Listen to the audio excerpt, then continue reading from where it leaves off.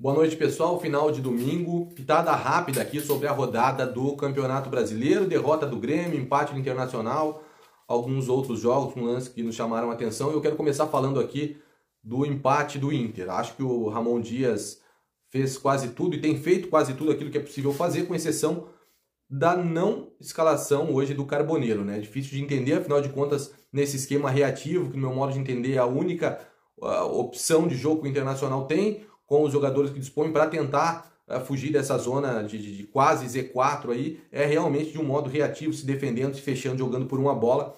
E o Carboneiro tem sido um jogador diferenciado, decisivo nesse momento, afinal de contas, depois da saída do Wesley, me parece que ele é o único jogador no elenco do Inter que tem a condição de fazer o 1 para 1 com vitória pessoal, né, e criar situações que coloquem a defesa do adversário em perigo. O Vitinho conseguiu isso hoje numa jogada de velocidade, em que ele apostou corrida com o goleiro, chegou na frente, cruzou e não tinha ninguém para aproveitar essa bola que passou pela frente do gol do Atlético Mineiro. No mais, o Internacional conseguiu fazer uma partida sem sofrer tanto, afinal de contas também se beneficiou da expulsão de um jogador do Atlético Mineiro ainda no começo do jogo. O Atlético Mineiro também está envolvido com disputa de final de Sul-Americana, o contexto favorecia o Inter, né? E o Inter conseguiu pelo menos não perder, então é um ponto somado, afinal o Vitória da Bahia também não venceu, o Santos não venceu, os adversários que estão atrás na disputa direta com o Inter também não fizeram 3 pontos, né? Então isso é essencial e o Inter, por esses motivos, o empate não foi tão desastroso assim, mas repito que entendo já de bastante tempo que o problema do Inter é na montagem do elenco. Não me iludi em nenhum momento com aquelas contratações, muito pelo contrário, fiquei surpreso com todo o investimento que foi feito em alguns jogadores, como o Borré, por exemplo, que o seu currículo como jogador não oferece, né? Ele não dá o respaldo para que se gaste tanto dinheiro assim como o Internacional gastou num contrato longo, e isso também aconteceu com outros jogadores, então o Internacional não acrescentou tanta qualidade assim, e acho que o Roger vinha conseguindo o máximo que era possível, o Ramon Dias não está conseguindo nada melhor do que o Roger, e essa é a realidade do Inter, mas se continuar fechadinho e aproveitando os contra-ataques, agora tem que ter o Carboneiro. O Carboneiro é figura fundamental nessa reta final para o Inter conseguir se manter na Série A do Campeonato Brasileiro.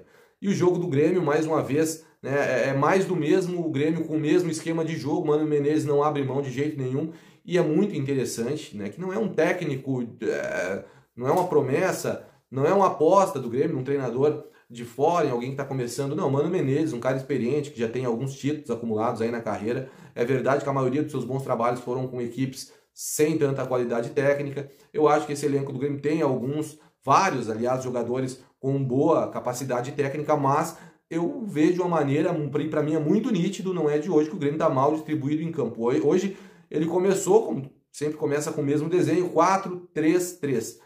E há quem argumente, o Mano Menezes é um deles, de que o Alisson, por exemplo, que era um dos ponteiros, o Grêmio começou com o Alisson na direita, o Amuso na esquerda e o Carlos Vinícius de centroavante, e que o Alisson às vezes faz o papel do 10, né, para compor e fechar esse meio campo. Só que, por favor, né, o Alisson não tem nem cacuete para 10, não é armador, é um jogador de estupenda qualidade, acho que é uma baita promessa aí, mas para jogar na posição que ele sabe, que ele conhece, que ele aprendeu a jogar, que é como extremo lá do lado direito, de preferência, né, onde ele estava nas principais jogadas que fez até agora no Grêmio, como por exemplo no gol contra o Inter, aí, né, recentemente no último Grenal, e outras tantas vezes que ele consegue se destacar jogando lá pelo lado direito. Agora, quando volta para compor, ajuda na marcação, como o Amuso também ajudou bastante hoje, como o Pavon, quando joga, ajuda bastante na marcação, mas segue faltando um jogador no meio de campo. O Grêmio segue com pouca gente no meio. E aí, nesse esquema do Mano Menezes, que é um esquema que eu não vejo a menor possibilidade de ser um esquema definido, se definir como algo,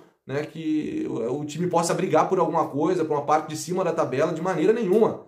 Eu entendo que o Grêmio só não dá numa condição ainda mais desconfortável na tabela pela qualidade individual dos seus jogadores, que às vezes conseguem esporadicamente vencer algum jogo, né, mesmo estando muito mal distribuídos em campo. Um time com apenas 3 jogadores no meio, ele é facilmente batido numericamente, o adversário faz de superioridade numérica e o time não consegue criar, não consegue sair. Aí o Grêmio tinha hoje um desenho com o Jean Lucas, é claro, não é o seu lateral titular, um jogador carente de qualidade, mas aí na saída de jogo o Volpi tocava a bola no Jean Lucas ou no Marlon, também do outro lado a mesma situação, os laterais espetados nos marcadores do time do Corinthians, jogando praticamente de costas. Aí quando caía, a maioria das vezes o Grêmio tentou sair pelo lado direito, aí o Jean Lucas marcado, e o Alisson numa linha à frente dele, também, né, na extrema direita. Ele não conseguia fazer essa bola chegar no Alisson, o Alisson também marcado, ele tinha que voltar a bola para o Noriega ou para o Wagner Leonardo, e o resultado era um balão, porque no meio de campo apenas com o Dodge, Edenilson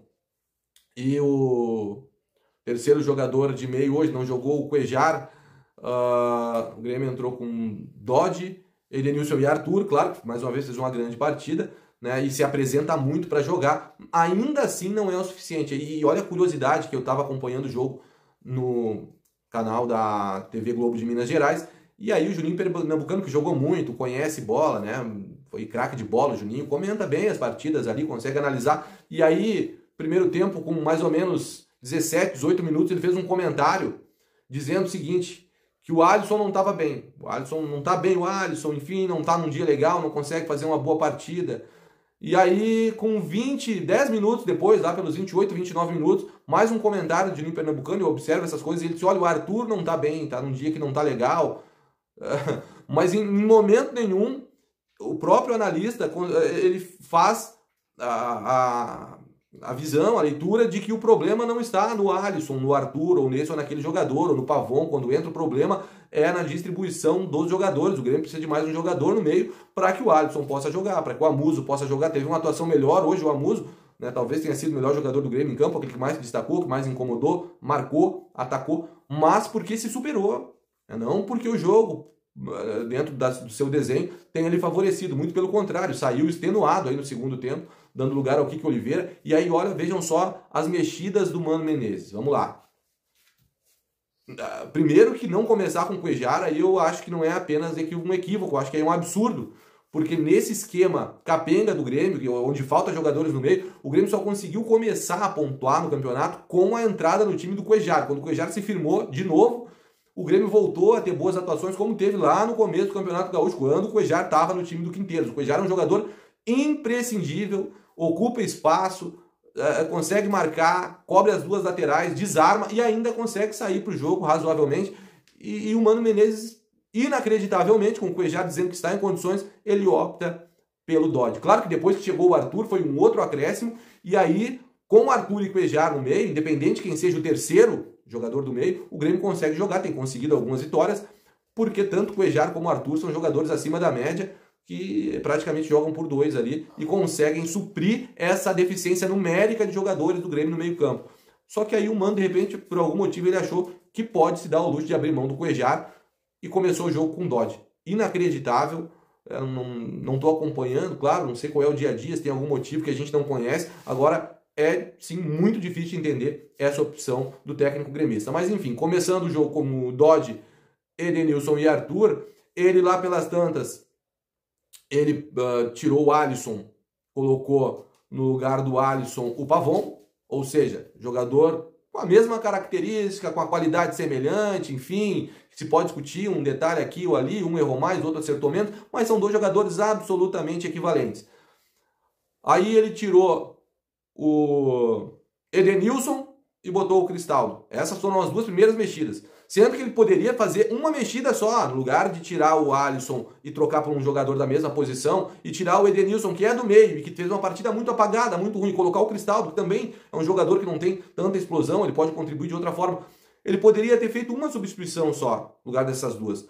Ter sacado o Alisson, que não fazia uma grande partida, até pela conjuntura tática, e ter colocado o Cristaldo, fecha o meio, tem mais um jogador para jogar, continua com os três pilares ali, Edenilson, Arthur, Dodge, e isso oferece uma sustentação melhor para o Cristaldo conseguir jogar, e dois atacantes na frente, Carlos Vinícius, que fazia uma boa partida dentro do que era possível, e mais o Amuso na esquerda, que também estava fazendo uma partida boa, né, de muita superação. Não, ele tirou o Alisson, botou o Pavon, tirou o Edenilson, botou o Cristaldo, aí depois ele tira o Dodge, coloca o Cuejar, e ele tirou também, lá pelas tantas, o Amuso e colocou o Kiko Oliveira na mesma posição, jogador igual de extrema, e tirou o Carlos Vinícius, colocou o André Henrique. Ou seja, na leitura do Mano, o problema eram apenas os jogadores que não estavam rendendo. Ele, em momento nenhum, cogita que o desenho, que a distribuição, que que a formatação tática do time estivesse errada. Ele acredita totalmente que tá tudo certo com a escalação, o Grêmio não consegue sair jogando, falta jogadores no meio, tem que dar balão toda hora, acaba tomando gol porque o adversário faz mais volume, o Corinthians não foi tão perigoso assim, mas o Grêmio, como não conseguia sair para o jogo, raramente a bola chegava na frente com alguma qualidade, tinha sempre que dar balão, né? E aí no balão fica muito difícil.